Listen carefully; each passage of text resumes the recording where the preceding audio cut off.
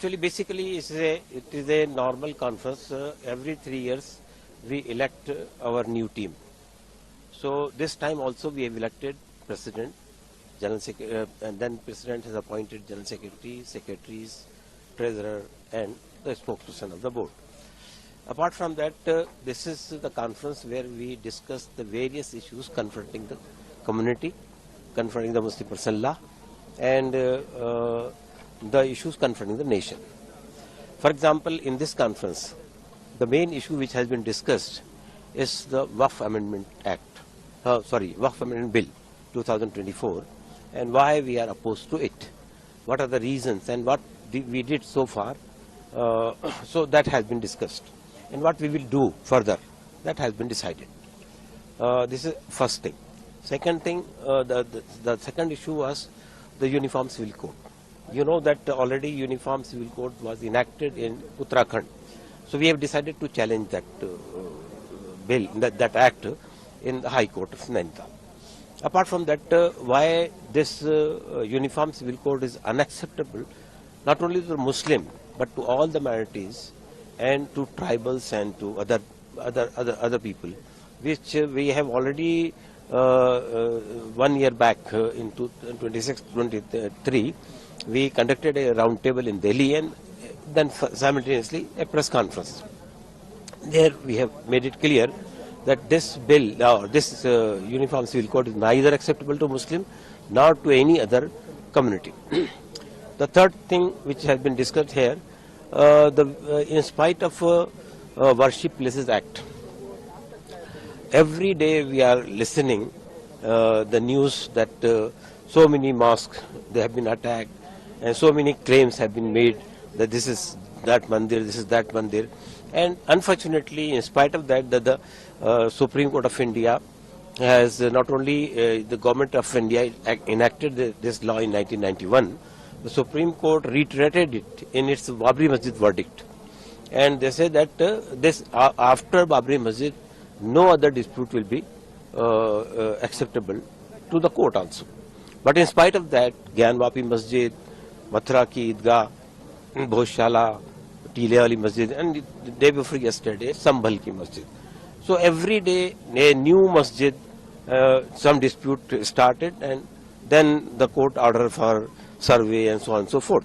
So if Worship Places Act is there, which is not decided by any state, it was decided by Parliament. So that has to be implemented. This is the third issue which has been discussed.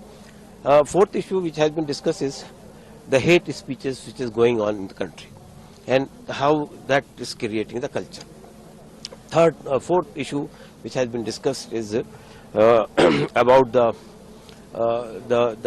various statements by some disturbing elements has been made about Prophet Muhammad Sallallahu Alaihi Wasallam, insulting the Prophet Muhammad Sallallahu Alaihi Wasallam, which is not acceptable to the Indian Muslim, not acceptable to any Muslim throughout the world. So there are two important things which I am going to ask is, one is Uniform Civil Code and the Waqf issue.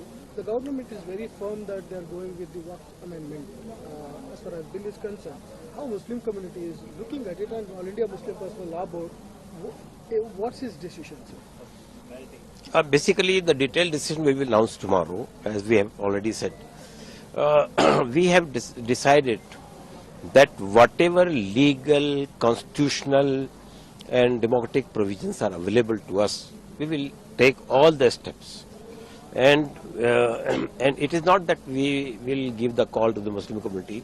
We will take all the community together with us, because it is not the issue of one community. For example, today you are attacking Waqf, you are attacking Uniform Civil Code. Tomorrow you can attack Gurdwara Prabandhak Committee or Hindu Endowment Act. So this provision which is there for the Muslim Waqf, the same similar provisions are there for Hindu endowments. Similar provisions are there for Sikh endowments. So it is the first step. You are attacking Muslim, then you will attack the Tirupati Mandir, you will attack the Gurdwaras, you will attack the churches.